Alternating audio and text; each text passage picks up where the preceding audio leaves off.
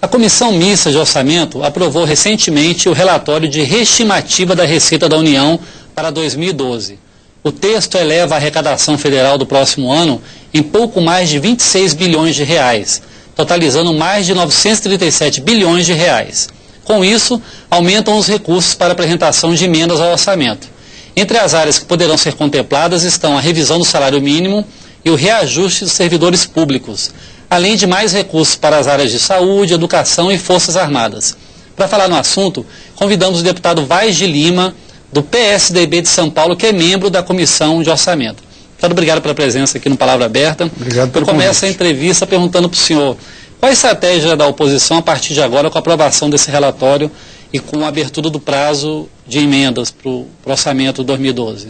Mas, se me permitir, acho que precisamos dizer para os telespectadores, senão não se consegue entender, como é que aumenta a expectativa de receita. Por que aumentou? Por que aumentou? Quer dizer, dá em árvore esse dinheiro?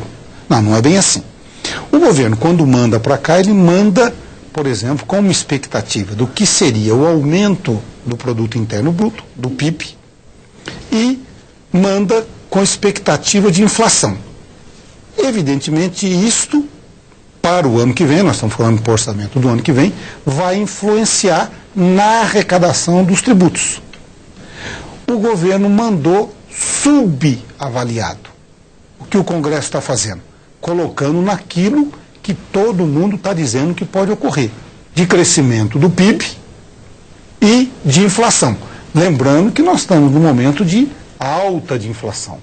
A anualizada já deu quase 8%, mais de 7,5%. E tudo indica que no ano que vem a inflação deva também estar num patamar semelhante ao próximo disso. Por isso é que há o reajuste. Não se telespectador, vocês inventaram receita? Não inventamos. Então, acho que essa é a primeira coisa que a gente devia dizer aqui. Bom, se você tem daquilo que estava previsto, 950 bilhões, vamos falar em número redondo, e você está crescendo em 26 a receita, você tem do lado da despesa, que é sempre assim, 950 receita, 950 despesa. Olha, se eu aumentei isso para 975, 76, me sobra aqui um espaço... Como o orçamento doméstico, né? Como o orçamento doméstico, é o que você põe no banco. É isso aí, para a gente poder entender bem. Bom, agora é questão de o Congresso, evidentemente, lá combinado com o próprio governo, ver onde vai alocar esses recursos. Então temos algumas coisas das quais não se pode fugir. Por exemplo? Salário mínimo.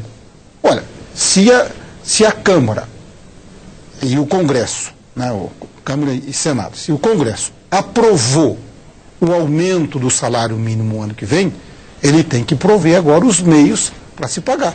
Isso não tem outra forma. Bom, a partir daí, se você deu ou der algum aumento para servidor público, você tem que, neste ano, você tem que contemplar também nesse dinheiro. Se você imagina recuperar a remuneração, poder de compra, de algumas categorias ou de todo o funcionalismo, você tem que fazer a previsão orçamentária também. Recursos em saúde, educação... Pois é, nós estamos falando muito nessa história da saúde. Eu, pessoalmente, tenho a convicção de que o problema da saúde não está tanto na ausência de recursos. Para mim, o problema da saúde é gestão.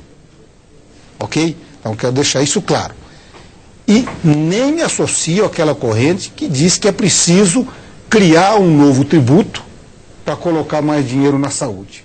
Até porque, para que você que nos ouve e nos vê aí, entenda, só neste ano, aquilo que o governo arrecadou, tendo aumentado a alíquota do IOF e da CSSL, da Contribuição Social sobre o Lucro, é mais do que suficiente para cobrir a eventual perda, que o governo chama de perda, pela não existência do tributo que o Congresso entendeu que não deveria funcionar mais. Então, nós temos recurso. Mas tudo bem, se você imaginar que queira colocar um plus a mais, você pode tirar daí. na educação, que a gente vive sempre dizendo, olha, precisa investir mais em educação. Também tenho a convicção que o dinheiro não é bem aplicado. A crítica sempre é sobre a gestão. E o outro ponto fundamental, eu acho que talvez esse seja dos mais importantes, é a questão da infraestrutura. Mais investimentos na infraestrutura do país. Infraestrutura. Em alguma área específica ou do modo geral, deputado? Eu penso que nós estamos com um problema nas nossas estradas, nos nossos aeroportos, estamos vendo aí, nos aeroportos, nas hidrovias. Nós não temos investimento nenhum em portos e aeroportos, de modo geral. Se falar em transporte urbano de massa, ônibus e metrô, muito pouco a União coloca de dinheiro em cima disso, não é? E se coloca muito menos na malha ferroviária não urbana. E falar de saneamento. Eu acho que os gargalos estão aí. Ou nós vamos pensar, a partir de agora, em cada PPA, né, em cada plano plurianual de investimento, e em cada orçamento nestas áreas, ou nós teremos um colapso daqui a alguns anos. E aí não adianta mais, na linguagem bem popular, chorar sobre o leite derramado. Aliás, deputado, não foi aprovado ainda o PPA, né? Não foi aprovado o PPA. Quer dizer, por que não foi aprovado ainda? É equívoco. É porque como eles estão correndo em paralelo, não é? E a gente precisa... Aí é ter uma estratégia. Você não pode deixar empastelar muito. A comissão entendeu que deveria se aprovar a parte da receita. Do orçamento, não é? E ao invés de esperar o PPA, que também está atrasado.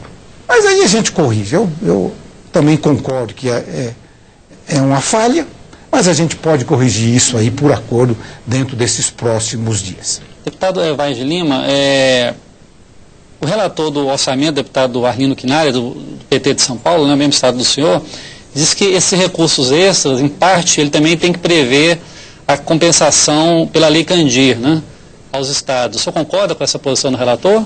Concordo. Eu já falei com ele, inclusive. Né? Nós, numa das últimas vezes que vim aqui, tratamos da questão da Lei Candir. As pessoas precisam entender também o que seja a Lei Candir.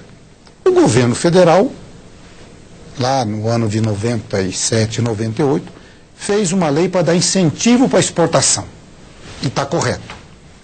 E os estados perdem a sua receita do ICMS, e os municípios também perdem a receita, para ajudar nesta questão de desenvolver a exportação, que ajuda muito na balança de pagamento e, portanto, ajuda muito o país no controle das suas contas. E, sistematicamente, o governo federal coloca uma parcela de recursos no orçamento para devolver para os estados, para dizer, olha, você não vai pagar essa conta sozinho. Né? Você paga uma parte, eu pago uma parte, isso pode gerar mais empregos, mas gera menos receita, porque você está exportando o produto sem nenhuma carga tributária, sem nenhum imposto. Né? A partir de 2 anos atrás, a União não quer colocar mais isso no orçamento. O que é um equívoco, porque o cidadão mora no município.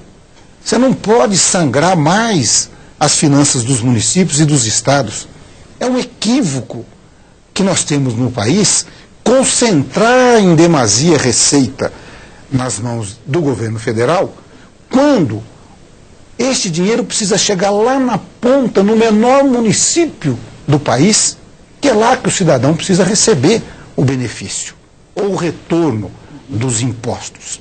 Então, a luta que nós temos feito nos últimos anos é para colocar também no orçamento a previsão para você devolver para os estados pelo menos uma parcela, senão os estados também ficam sem capacidade de investimento. Aí não adianta nada, não é? Deputado, nosso tempo está encerrando, infelizmente, temos 30 segundos. Eu queria que o senhor falasse rapidamente sobre qual a posição do seu partido, PSDB, com relação às emendas parlamentares.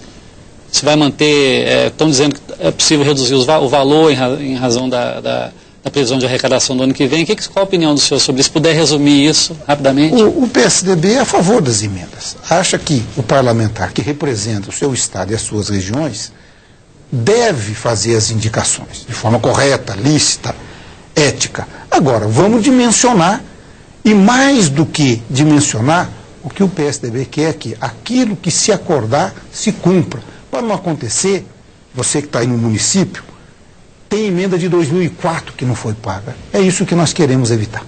Cumprimento do que está na lei. Cumprimento do que está na lei. Então, obrigado pela presença no nosso programa e boa sorte na discussão do orçamento 2012. Obrigado. Para você que nos acompanhou pela TV Câmara e pela Rádio Câmara, obrigado pela audiência. Até o próximo programa.